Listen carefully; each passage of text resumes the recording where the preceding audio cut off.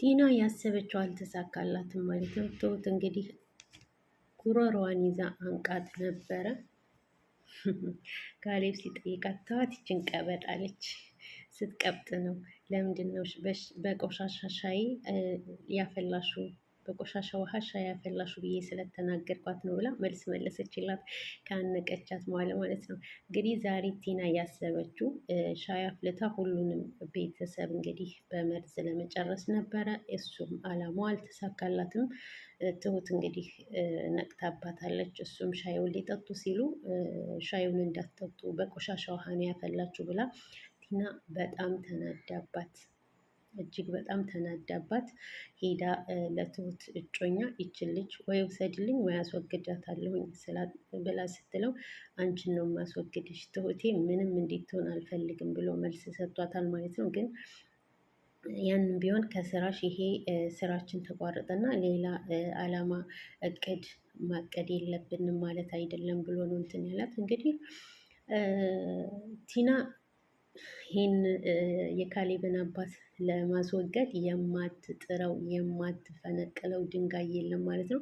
ከዚህ በፊትም እንግዲህ ያው ብዙ ነገር አድርገዋለች። አሁንም ብዙ ነገር እያደረገችው ነው። እንግዲህ ባለፈው ክፍል እንዳየነው የታገደው በአንቺ ሰበብ ነው ብሏት ነበረ የትሁት እጮኛ ማለት ነው።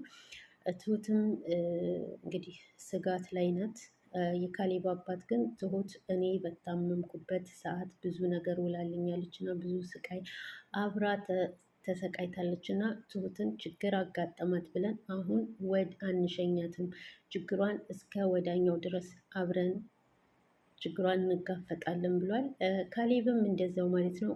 እንደውም ዳኒ እንደውም ትሁት አንቺ ፍቅርን ያስተማርሽን አንድነትን ያስተማርሽንን እና በችግርሽ ጊዜ አንጥልሽም ከጎንሽ ነን ብሏታል።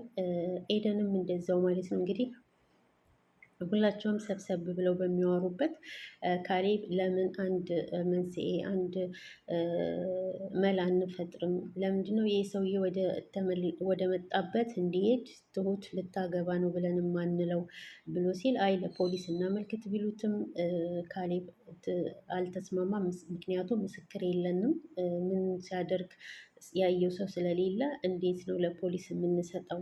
ይሄ ትክክለኛ ነገር ሊሆን አይችልም። ትክክለኛ ነገር ትሁት ልታገባ ነው ብለን ማስረጃ ማቅረብ ነው ለሱ ብሎ ሲል ማን ነው የምታገባው? እኔና ትሁት በቃ ልንጋባ እንደሆን እንንገረው።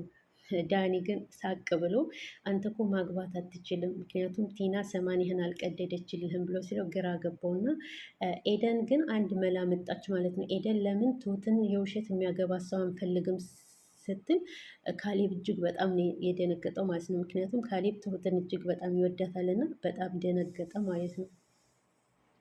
ሁሉም ተሳሳቁ።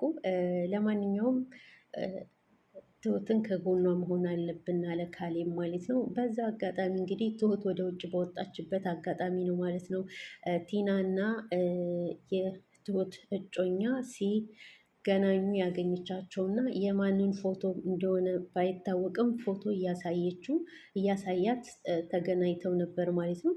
እንግዲህ በተገናኙበት ሰዓት ነው ማለት ነው ይህንን ሁላችሁንም ቲናን ቦታ እንዳመቻቸችለት እና ማታ ሁሉ ነገር እንደሚጨራርሱ ቲና ጋና የትሁት እጮኛ አውርተው ሲለያዩ ትሁት አይታቸው ወደ ቤቷ ደንግጣ ስትመለስ የካሌብን አባት አገኘችው እና ትሁቴ ምን ሆነች ነው ሲላት ዛሬ እንደዚህ እንደዚህ ሊፈጠር ይችላል አባዬ፣ ቲናና ያ መናጢ ሰውዬ አንድ ላይ ናቸው ብላ ስትለው የካሌብ አባት እጅግ በጣም ነበር የደነገጠው። ምክንያቱም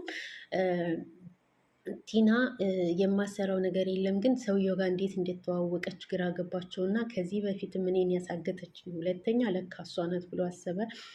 ዛሬ ማታ የሚፈጠር ነገር አለ አባዬ ብላ ስትለው ይሄንን ሴራቸውን እኛ እናከሽፍባቸዋለን ብሎ ሲላት እንዴት አድርገን ብላ ስትለው እንግዲህ ያላት ማንም እንዳይወጣ እናደርጋለን፣ እኔ ነግራችኋለሁ፣ ሁሉ ነገር ቤት ይዘጋጃል ነበር ያላት። እሺ ብለው ተለያዩ ማለት ነው። ቲና እና ካሌብ ኤደን ዳኒ ሁነው ቤት እያወሩ ዛሬ ለምን ፈታ አንልም እያለች እያመቻቸችላቸው ነበረ። ካሌብ አልሄድም አለ። ዳኒና ኤደን ግን ተስማሙ። መስከር አምሮኛል ስትላቸው ቲና እንደ አጋጣሚ ሆነና በሩን ከፍታ ትሁት ስትገባ ዛሬ ማንም ሰው ወደ ውጭ መውጣት እንደማይችል እና አባዬ እቤት ነው ፕሮግራም እንዳለው ነግሮኛል እና አባዬ ፕሮግራም ስላለው ማንም ሰው መውጣት አይችልም ሲል ሁላቸውም በፕሮግራሙ ተስማሙ።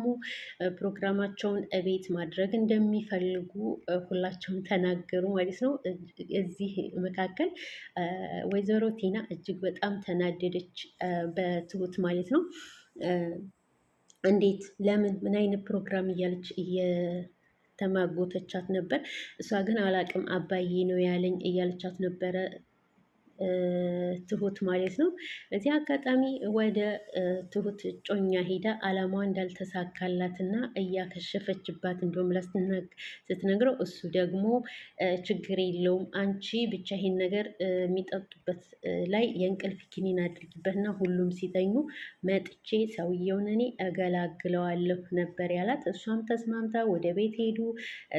እንግዲህ እየጠጡ ነበረ። አብራ ቲናም አብራ እየጠጣች ነበረ። ሁላቸውም ደስ ብሏቸው በደስታ እያሳለፉ ነበረ።